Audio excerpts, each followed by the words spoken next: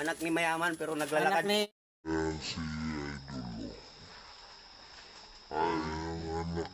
Nga sa'yo. Ayan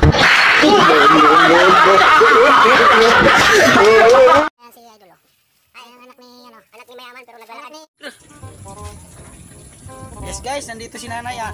Bibili kami ng ano. Guys, bibili kami ng props. From namin, kagagaling lang namin mag ano. Kagagaling lang namin mag patu-patupik. So bibili kami guys ng pamprops namin sa tindahan. Let's go. Ito na rin ko.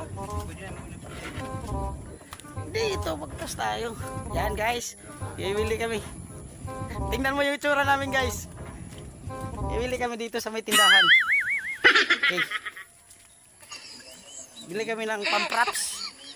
Ayan yung kasama ko. Ano bibili natin? Si ano, Idol.